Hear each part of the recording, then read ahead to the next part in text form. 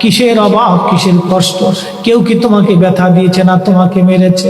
নাকি তোমার কোনো অভাব আছে? বলো, বাইতুল মাল থেকে মাসিক বেতন দিয়ে দিব। বেলাল বলে, আবু বকর রে, আমার যে অভাব, কোনোদিন কি সেই অভাব পুরা করে দিতে পারবা? বলো রে বেলাল, তোমার কিসের অভাব? বলে, আবু বকর, আমি আজান দিলে নবী নামাজে আসতো। বলো, এখন আজান দিলে কি নবী নামাজে আসবে? আবু বকর বলতেছে, বেলাল রে, তুমি কি নবীরে ভালোবাসো, আমরা কি ভালোবাসি না? বেলাল বলে, আবু বকর, তুমিও ভালোবাসো, আমিও ভালোবাসি। শোনো গো আবু বকর, তোমরা নবীজির রওজা শরীফ দেখলে সহ্য করতে পারো?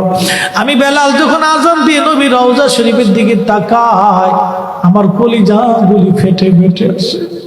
আমি বরদাস্ত করতে পারি না, সহ্য করতে পারি না। মদিনাতে দাঁড়ায় থাকবে, দুই রকমের হাজি পাবে।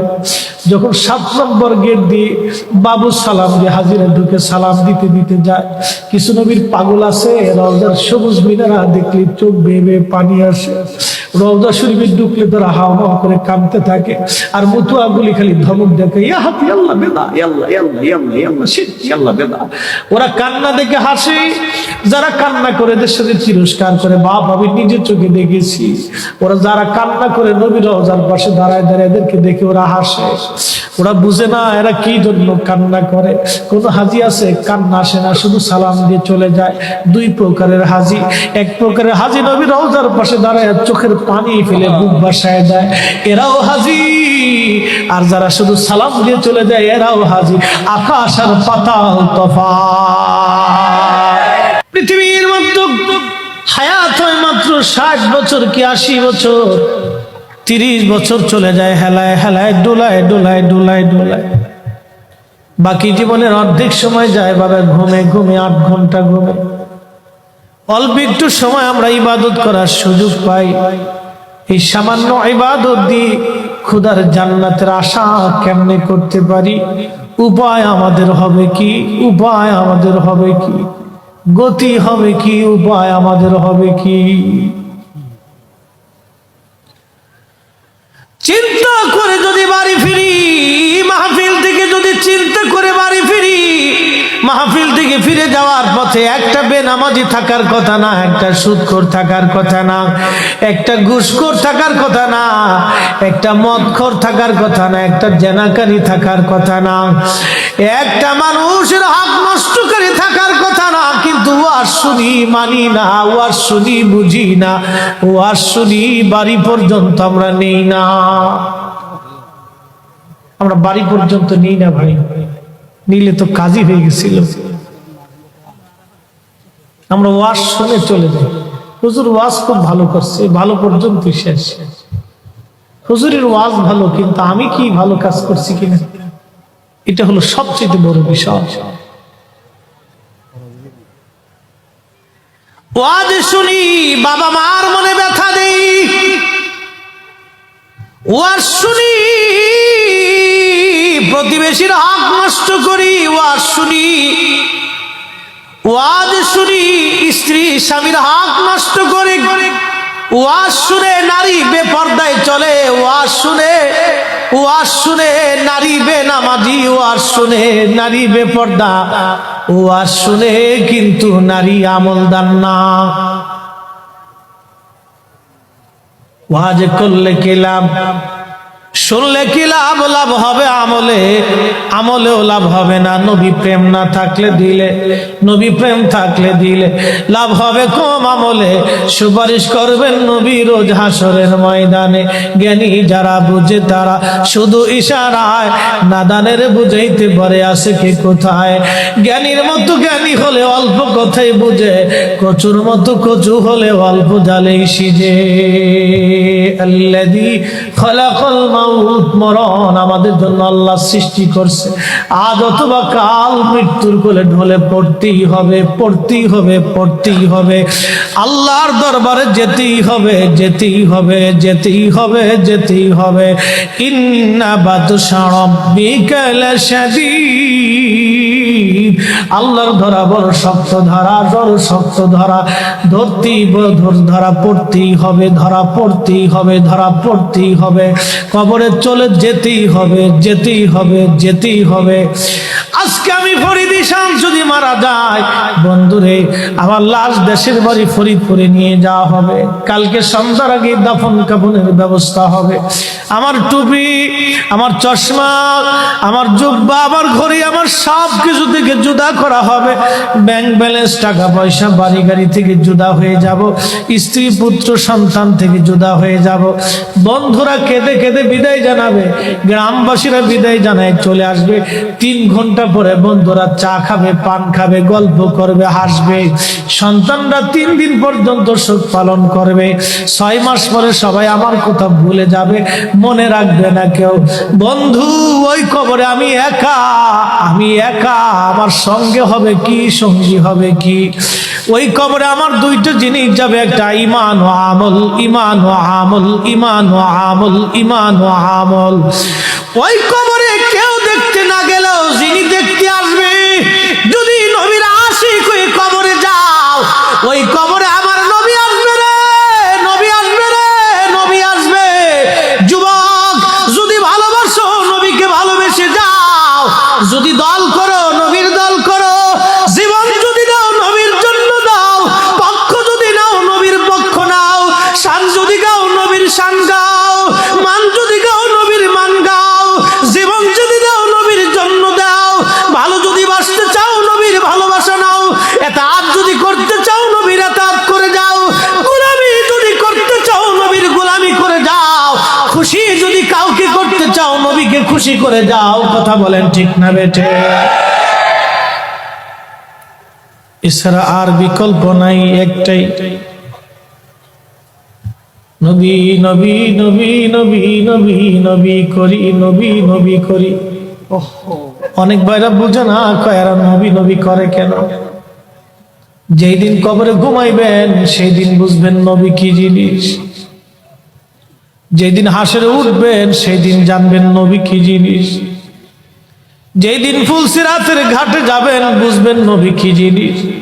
মিজানের পাল্লার পাশে যখন দাঁড়াবেন বুঝবেন নবী কি জিনিস। কঠিন মেহশরের মাঠে জিহ্বা বের হয়ে যাবে, সেই দিন বুঝবেন নবী কি জিনিস, নবী কি জিনিস।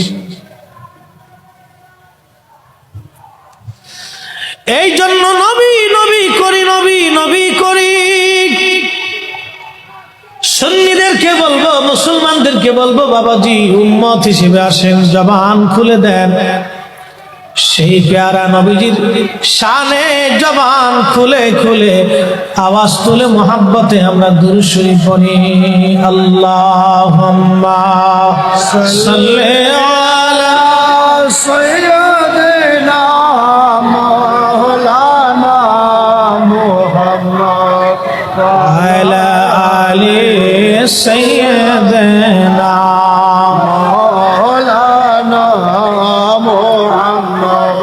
উড়ে যাও রে মাহফিলের হাওয়া, যাও রে উড়ে মদিনায়, আমাদের দুরুদ পৌঁছে দিও নূর নবীজির পাক রওজায়। আল্লাহুম্মা সাল্লি আলা, মাশাআল্লাহ, আল্লাহু আকবার। আসলে লানা মুহাম্মাদ ওয়া আলা আলি সাইয়্যিদিনা মাওলানা মুহাম্মদ। আলহামদুলিল্লাহ, যারা কাফেলা করে আসছেন গাড়িতে করে সবাইকে আমরা অভিনন্দন জানাচ্ছি। আপনারা মাহফিলের প্যান্ডেলে এসে বসলে আল্লাহর মেহেরবানি রওনক বৃদ্ধি হবে। আপনাদের এই আশাকে আমরা স্বাগতম জানাচ্ছি জনাব এহসান ভাইয়ের পক্ষ থেকে। আজকের আহলে সুন্নাত ওয়াল জামাত কর্তৃক আয়োজিত জনাব আমাদের এহসান ভাই, তিনার উদ্যোগে নবম ঐতিহাসিক আজমুস শান পবিত্র ঈদে মিলাদুন নবী সাল্লাল্লাহু আলাইহি সাল্লাম মাহফিলের মুহতারাম প্রধান অতিথি, কাকারা ইউনিয়ন পরিষদের সম্মানিত চেয়ারম্যান মহোদয়, যিনি এই মাহফিলের জন্য যিনার অনেক অবদান, এবং আমরা দোয়া করি চেয়ারম্যান মহোদয়কে যেন আল্লাহ দুনিয়া আখিরাতের উত্তম জাযা দেয়। জন্য হুজুর করিম সাল্লাল্লাহু আলাইহি ওয়াসাল্লামের মহব্বতে তিনি এই মাহফিলের জন্য যথেষ্ট করেছেন। চেয়ারম্যান সাহেবকে আমরা অভিনন্দন মোবারকবাদ জানাই। রাসূল করিমের শানকে,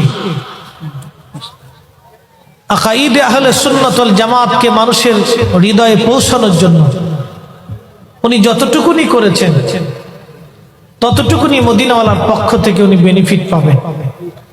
এবং আল্লাহর শাহানশাহী আলিশান দরবার থেকে আমরা কামনা করি মদিনাওয়ালার সদকায় যেন আল্লাহ ওনার দুনিয়া আখিরাতের জাযা দেন, বাচ্চাদের হায়াতের মধ্যে বরকত দেন। আল্লাহ যেন ওনার সম্মানকে দুনিয়া আখিরাতের বাড়ায় দেন। আল্লাহ যেন বেশি বেশি এই দ্বীনের কাজ, সুন্নিয়তের কাজ, ঈমান ও ইয়াকিনের কাজে যেন আল্লাহ ওনাকে সহযোগিতা করার তৌফিক দেন। আমরা একটু দোয়া করে বলি আমিন। আজকের সম্মানিত বিশেষ অতিথি জনাব মোহাম্মদ নজরুল ইসলাম সাহেব, সম্মানিত ইউপি সদস্য 2 নং ওয়ার্ড, ওনাকেও আমরা দোয়া করি এই মাহফিল সাজানোর জন্য, অবদান রাখার জন্য, পরিশ্রম করার জন্য, খেদমত করার জন্য। আল্লাহ ওনার দুনিয়া আখিরাতের সম্মান জন্য বাড়ায় দেয়।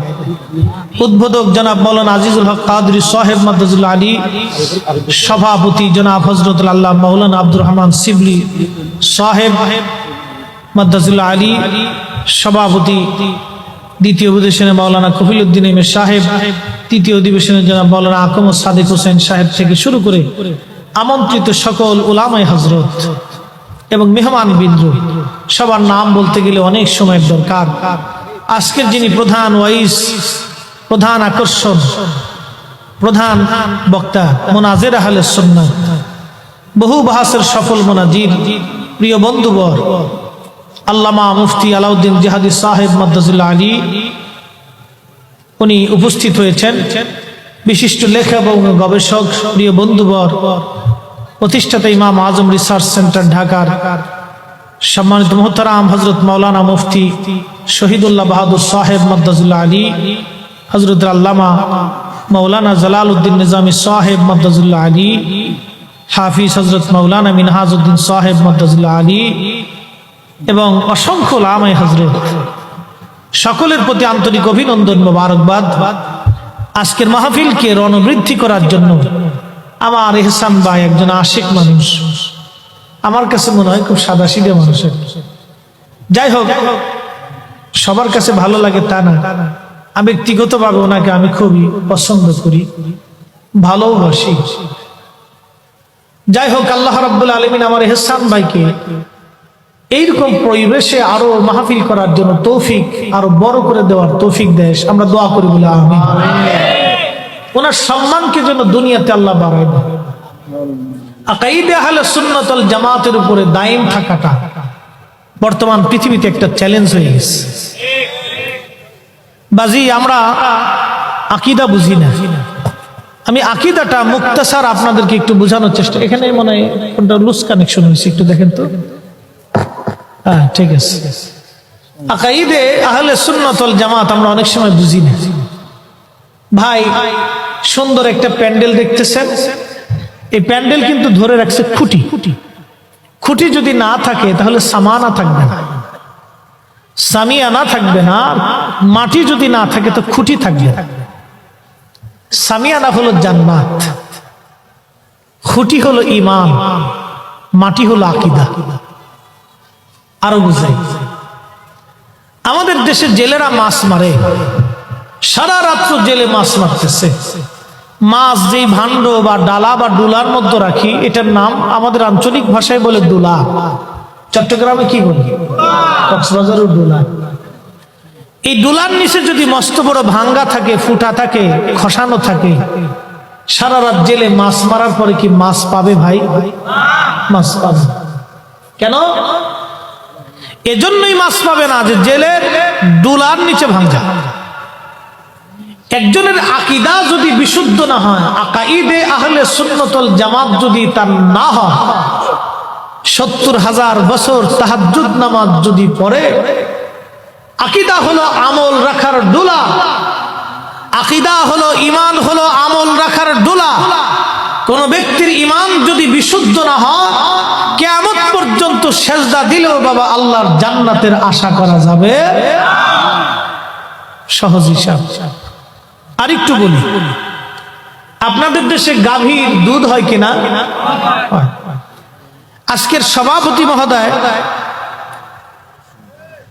যদি কালকে ঘোষণা দেন যে আমি এই বাজারে 10 মণ 50 মণ দুধ সবাইকে ফ্রি ফ্রি দিই, এই 50 মণ দুধ নেওয়ার জন্য সব মানুষ আসবে, ও তার সভাপতি দুধ দেবে। তো সভাপতি মহোদয় তিনি দুধও নিলেন, সাথে 1 লিটার গরুর প্রস্রাবও নিলেন। 50 মণ দুধের মধ্যে যদি 1 লিটার গরুর প্রস্রাব ছেড়ে দেয়, ছেড়ে দিয়ে যদি বলে সবাই গরুর দুধ নিয়ে যান, ফ্রি ফ্রি দিলাম, আচ্ছা কোন মুসলমান কি গরুর দুধ নেবে? কারণ এই 50 মণ দুধের ভিতরে, 50 মণ দুধের ভিতরে এই 1 লিটার দুধ দেওয়ার জন্য দুধ সব শেষ। কিন্তু একই গাভী থেকে দুধ আসলো, একই গাভী থেকেই প্রস্রাব আসলো, একই গাভী থেকে দুধ আসছে, একই গাভী থেকেই প্রস্রাব আসছে। দুধ হালাল, প্রস্রাব হারাম। হালালের সাথে যখন হারামের মিশ্রণ হলো তখন হালাল হারাম হয়ে গেল, কিন্তু হারামের সাথে হালাল মিশ্রণ হওয়াতে কিন্তু হারাম হালাল হয়নি। এটি কিন্তু খুব ইম্পর্টেন্ট একটা বিষয়। আপনি যখন হারামের সাথে হালাল মিশাইলেন তখন হারাম কিন্তু হালাল হয়নি, হালাল হারাম হয়ে গেছে। এই দুধ হচ্ছে আকাইদা আহলে সুন্নাত ওয়াল জামাত, আর গরুর প্রস্রাব হচ্ছে বাতিল আকীদা। বুঝলেও কিছু করার নাই, না বুঝলেও কিছু করার নাই।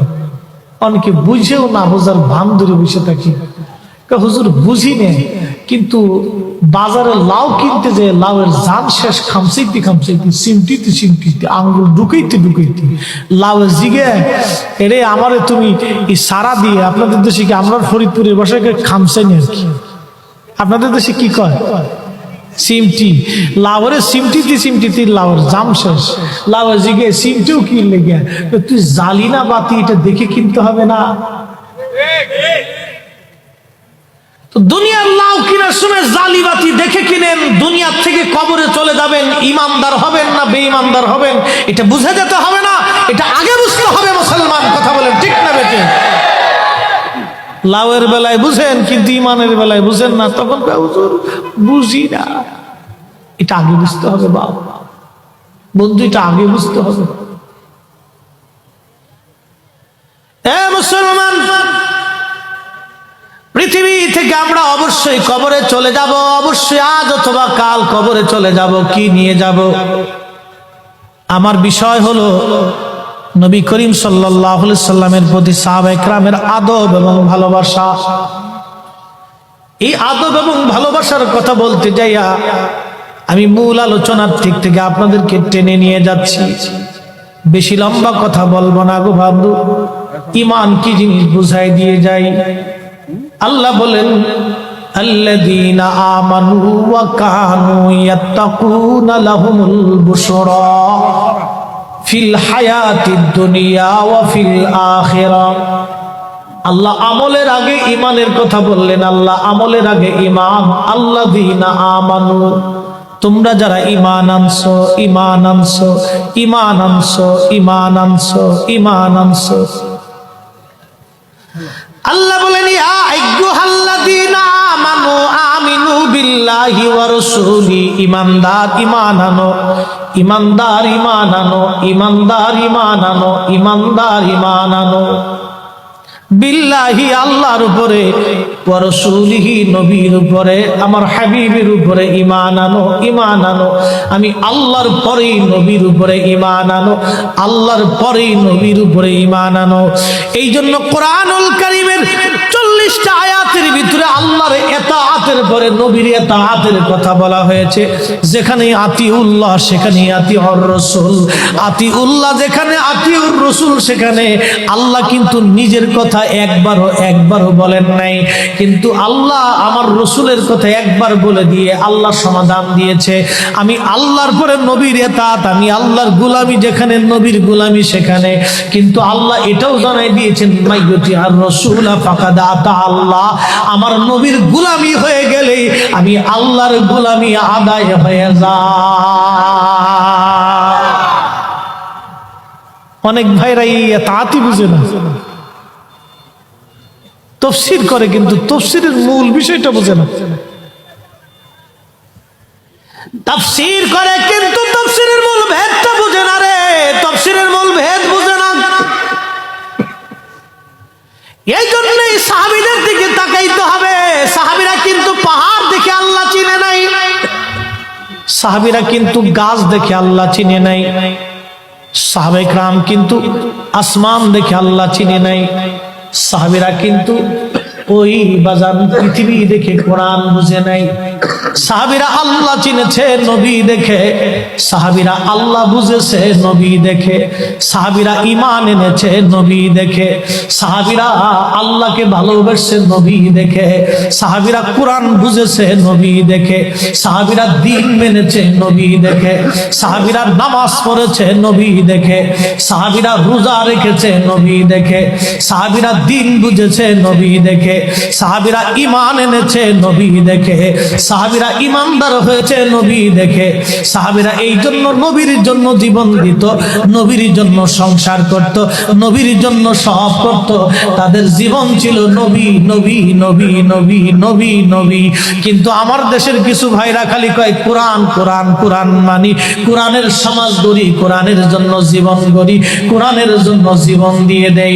জিজ্ঞেস করবেন বাইরে বলো কি কোরআন সৃষ্টি না স্রষ্টার বাণী? কোরআন সৃষ্টি না স্রষ্টার বাণী? আকীদাটা পরিষ্কার করে যাও। ওরা ভাই বলে কোরআন কথা বলে, আসলে কোরআনের তো নিজস্ব কোনো জীবন নাই। কোরআন তো আল্লাহর কালাম, আল্লাহর কালাম, আল্লাহর কালাম কোনোদিন সৃষ্টি হতে পারে না। আল্লাহ চিরঞ্জীব চিরস্থায়ী, আল্লাহর কালামও চিরঞ্জীব চিরস্থায়ী। কোরআন কথা বলে না, কথা বলে আমার আল্লাহ, কোরআন কথা বলে না, কথা বলে আমার আল্লাহ।